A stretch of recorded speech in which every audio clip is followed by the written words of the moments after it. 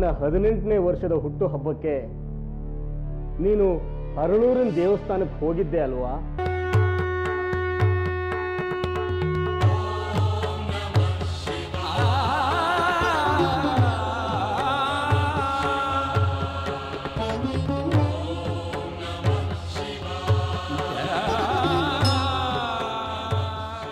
ಹೋಗಿದ್ದೆ.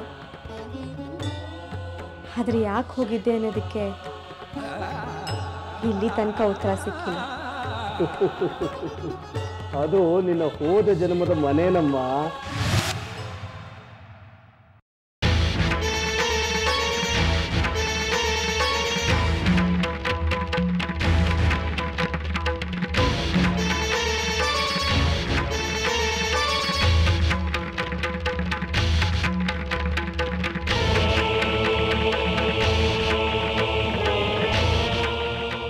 ಅದೇ ದೇವಸ್ಥಾನದಲ್ಲಿ ನೀನು ವಾಸ ಮಾಡಿಕೊಂಡಿದ್ದೆ.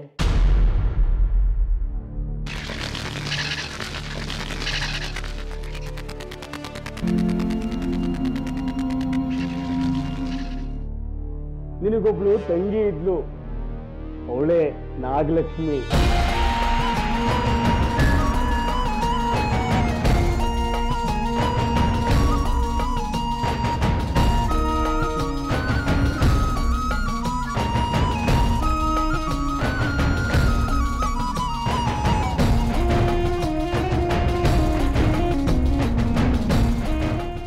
ನಾಗಲಕ್ಷ್ಮಿಗೆ ಒಬ್ಬ ಪ್ರಿಯಕರ ಇದ್ದ, ಅವನೇ ಸುದೇಶ್.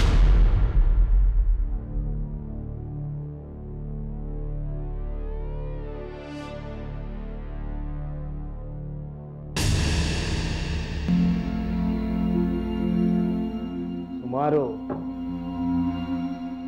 5,000 ವರ್ಷಗಳ ಹಿಂದೆ ಹರಳೂರಿಗೆ ಬರ ಬಂದಿತ್ತು. ಅಲ್ಲಿದ್ದ ಹಸಿರೆಲ್ಲ ನಾಶ ಆಗಿತ್ತು. ಆಗ ರಾಜ ವಿಕ್ರಮಸೇನ ಫಲ ಸಮೃದ್ಧಿ ಯಾಗ ಮಾಡಿಸಿ ಅವನಲ್ಲಿದ್ದ ಅಪಾರ ಸಂಪತ್ತನ್ನ ಭೂಮಿಲಿ ಹುದುಗಿಟ್ಟು ಅದ್ರ ಮೇಲೆ ನಾಗರಕಟ್ಟೆ ದೇವಸ್ಥಾನ ಕಟ್ಟ. ಅವನು ಮಾಡಿದ ಯಾಗಕ್ಕೆ ದೇವರು ಮೆಚ್ಚಿ ಅವನಿಗೆ ಅಷ್ಟಸಿದ್ಧಿಯ ಶೇಷಲಿಂಗನ ವರವಾಗಿ ಕೊಟ್ಟ. ಆ ಅಪಾರ ಸಂಪತ್ತಿನ ಜೊತೆಗೆ ಇದು ಕೂಡ ದೇವಸ್ಥಾನದ ನಿಧಿ ಜೊತೆ ಸೇರ್ಕೊಳ್ತು. ಅದನ್ನ ಕಾಯ್ತಿದ್ದವರು ನೀನು, ನಾಗಲಕ್ಷ್ಮಿ, ಸುದೇಶ್. ಹಾಗಾದ್ರೆ ನಂದು ನಾಗವಂಶನ? ಅದರಲ್ಲಿ ಅನುಮಾನನೇ ಬೇಡ. ಆದರೆ ಭಗವಂತನ ಸಂಪೂರ್ಣ ಶಕ್ತಿ ಇದ್ದದ್ದು ನಿನಗೆ ಮಾತ್ರ. ನಿನಗೆ ಸಹಾಯಕವಾಗಿದ್ದವರು ನಾಗಲಕ್ಷ್ಮಿ ಮತ್ತೆ ಸುದೇಶ್. ಮತ್ತೆ ಈ ಜನ್ಮದಲ್ಲಿ ನಾನು ಹುಟ್ಟೋದಕ್ಕೂ ಕಾರಣ ಇದೆಯಮ್ಮ. ಕಾರಣ ಇಲ್ಲದೆ ಯಾವುದೂ ಆಗೋದಿಲ್ಲ. ಬಾ ತಾಯಿ, ಬಾ.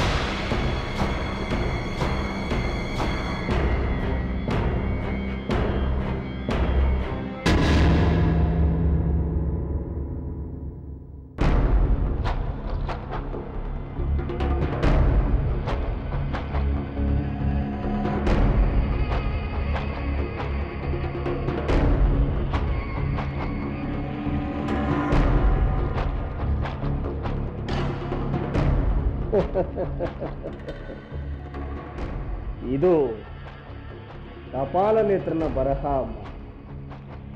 ದಿಗ್ಬಂಧನ ಮಾಡಿದ ಮೇಲೆ ನಿಗದಿ ಮಾಡಿದ ಮುಹೂರ್ತ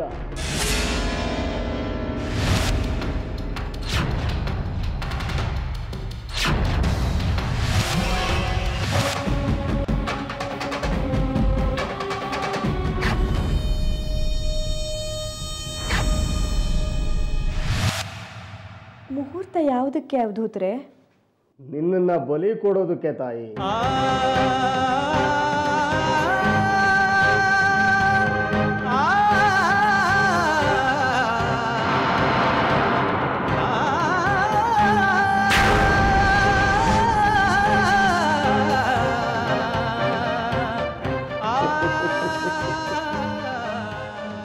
ಗೊಂದಲ ಮಾಡ್ಕೋಬೇಡ, ವಿವರವಾಗಿ ಹೇಳ್ತೀನಿ ಕೇಳಿ. ಕಪಾಲ ನೇತ್ರ ದುಷ್ಟಶಕ್ತಿಯ ಆರಾಧಕ. ಅವನಿಗೆ ಇಡೀ ವಿಶ್ವನ ತನ್ನ ಹತೋಟಿಯಲ್ಲಿ ಇಡ್ಕೋಬೇಕು ಅನ್ನೋ ಆಸೆ, ಜೊತೆಗೆ ಚಿರಂಜೀವಿ ಆಗಬೇಕು ಅನ್ನೋ ಹೆಬ್ಬೈಕೆ. ಅದಕ್ಕವನು ಶಕ್ತಿ ದೇವತೆಯ ಆರಾಧನೆ ಮಾಡ್ದ. ಅವನ ದಾರಿಯನ್ನ ಸುಗಮಗೊಳಿಸ್ಕೊಳ್ಳೋದಕ್ಕೆ ಅವನದೇ ಆದ ದಾರಿಯನ್ನ ಹುಡುಕೊಂಡಿದ್ದ. ಯಾವ ದಾರಿ ಅವಧೂತ್ರೆ?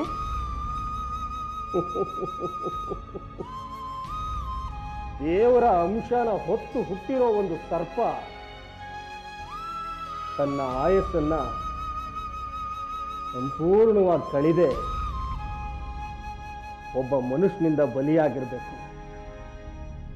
ಆ ಮನುಷ್ಯ ಒಬ್ಬ ನಾಗಭಕ್ತನ ಮದುವೆ ಆಗಬೇಕು. ಅವನಿಗೆ ಬಲಿಯಾದ ಸರ್ಪ ಅವನ ಮಗಳಾಗೇ ಹುಟ್ಟಬೇಕು. ಹುಟ್ಟಿದ ಮಗುನ ಹುಟ್ಟಿದ 3 ದಿನಕ್ಕೆ ಕಪಾಲ ನೇತ್ರ ಬಲಿ ಕೊಟ್ರೆ ನನ್ನ ಆಸೆ ಈಡೇರುತ್ತೆ ಅನ್ನೋದೇ ದಾರಿ. ಹಾಗಾದ್ರೆ ಹಾಗೆ ಹುಟ್ಟಿದವಳು ನೀನೇ ಪಂಚಮಿ.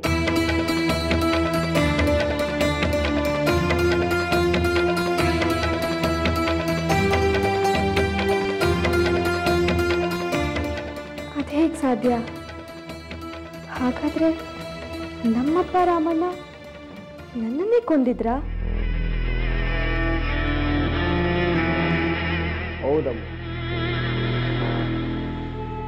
ಹೋದ ಜನ್ಮದಲ್ಲಿ ನಿನ್ನನ್ನ ಕೊಂದವನೇ ಅವನು. ಅವನಿಗೆ ಇವತ್ತಿಗೂ ನಾಗರಹಾವನ್ನ ಕಂಡ್ರೆ ಭಯ.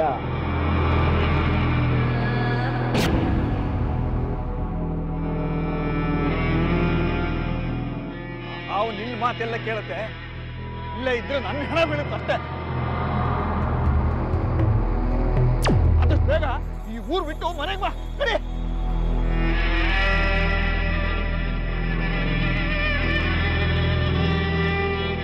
ಅದಕ್ಕೆ ಅವನು ಕಪಾಲ ನೇತ್ರ ಕೊಟ್ಟಿರೋ ನಾಗಬೇರನ್ನ ಕೊರಳಿ ಕಟ್ಕೊಂಡಿರೋದು.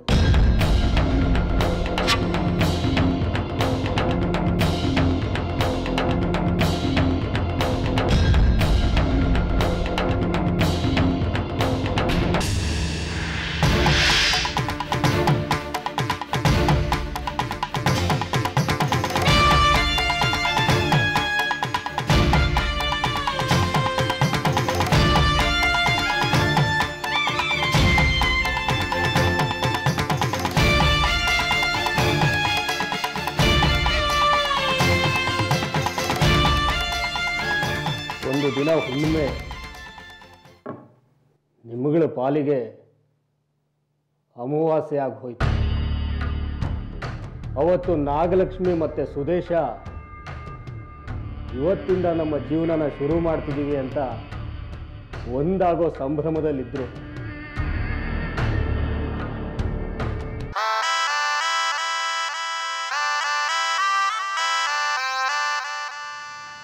ಈ ಹುಣ್ಣಿಮೆ ಚಂದ ಅಲ್ವಾ?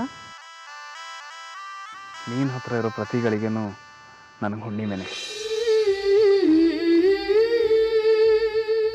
ನಮ್ಮ ಸಂಬಂಧ ಜನ್ಮ ಜನ್ಮದ್ದು ಅಂತ ನಿಂಗೆ ಅನ್ಸಲ್ವಾ? ಈ ಜನ್ಮದಲ್ಲಿ ಕೂತು ಹಿಂದಿನ ಜನ್ಮದ ಬಗ್ಗೆ ಯಾಕೆ ಯೋಚನೆ ಮಾಡಬೇಕು? ನಾವಿಬ್ಬರು ಒಟ್ಟಿಗೆ ಇದ್ದೀವಲ್ಲ, ಅದೇ ಸತ್ಯ. ನಮ್ಮ ಕೊನೆ ಉಸಿರಿರೋ ತನಕ ಹೀಗೆ ಇರೋಣ. ಉಸಿರಿನ ಮೇಲೆ ಅಧಿಕಾರ ಇರೋದು ಅದೇ ದೇವ್ರದ್ದು. ಅದ್ರ ಬಗ್ಗೆ ನಾನೇ ಹೇಳೋಕ್ಕೆ ಸಾಧ್ಯ?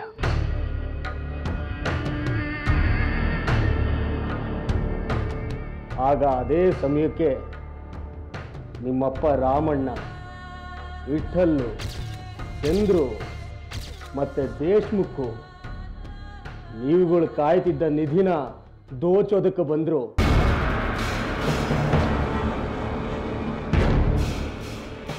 ಆಗ ಅವ್ರುಗಳನ್ನ ತಡೆಯೋದಕ್ಕೆ ನೀನು ಎಷ್ಟು ಪ್ರಯತ್ನ ಮಾಡಿದೆ ಗೊತ್ತಾ?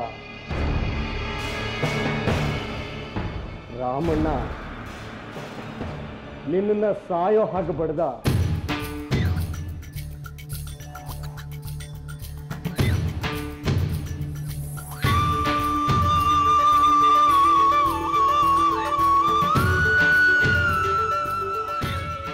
ಆಗ ನೀನು ಜೋರಾಗಿ ನರಳುತ್ತಾ ನಾಗಲಕ್ಷ್ಮಿನ ಕೂಗಿದೆ.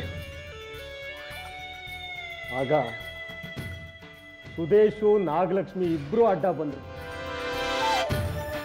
ಚಂದ್ರು ಹಾರಿಸಿದ ಗುಂಡಿಗೆ ನಾಗಲಕ್ಷ್ಮಿ ಬಲಿಯಾಗಬೇಕಾಗಿತ್ತು. ಆದರೆ ಅದಕ್ಕೆ ಸುದೇಶ್ ಅಡ್ಡ ಬಂದು ತನ್ನ ಪ್ರಾಣನ ಕೊಟ್ಟ. ಅವರು ನಿಧಿ ದೋಚ್ಕೊಂಡು ಹೊರಟೇ ಹೋದರು. ನೀವು ನಾಗಲಕ್ಷ್ಮಿ ಕಣ್ಣು ಮುಂದೆ ಮನೆ ಉಸಿರು ಹೇಳಿದ್ರಿ.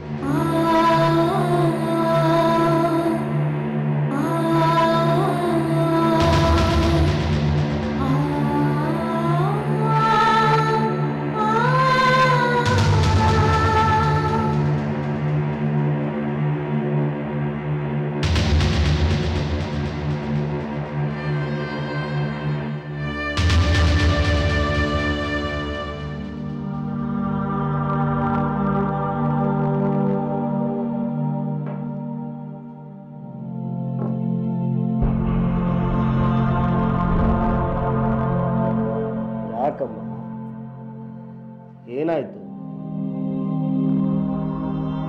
ಯಾಕೋ ತುಂಬಾ ಸಂಕಟ ಆಗ್ತಿದೆ. ಅದು ನೀನು ಸತ್ತದ್ದನ್ನ ನೆನಪಿಸ್ತಾ ಇದೆ. ಆಮೇಲೆ ಏನಾಯ್ತು? ಹೇಳ್ತೀನಿ ಮಗು. ನಾಗು ರಾಮಣ್ಣನ ಕಾಡೋದಕ್ಕೆ ಶುರು ಮಾಡಿದ್ಲು. ಆಗ ಅವನು ಕಪಾಲನೇತ್ರನ ಹತ್ರಕ್ಕೆ ಹೋದಾಗ ಕಪಾಲನ ದಿವ್ಯ ದೃಷ್ಟಿಯಿಂದ ರಾಮಣ್ಣ ಕೊಂದದ್ದು ಹೆಣ್ಣು ಹಾವನ್ನ ಅಂತ ತಿಳಿಯಿತು. ಆಗ ಕಪಾಲನೇತ್ರನಿಗೆ ಶಕ್ತಿ ದೇವತೆ ಹೇಳಿದ ಮಾತು ನೆನಪಿಗೆ ಬಂತು. ಈಗ ರಾಮಣ್ಣನಿಗೆ ಮಗಳಾಗಿ ಪಂಚಮಿ ಹುಟ್ಟಾಳೆ.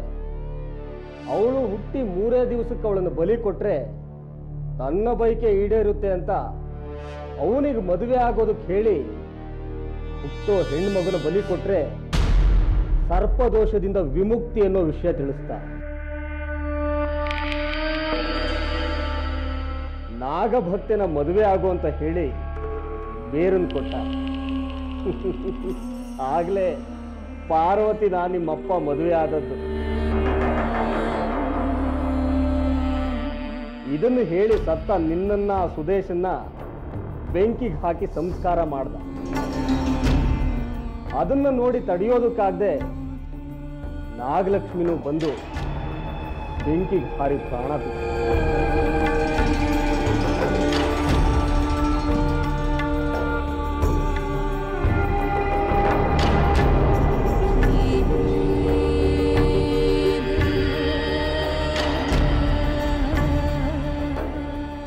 ನೀನು ಮನುಷ್ಯರೂಪಿಯಾಗೇ ಹುಟ್ಟು.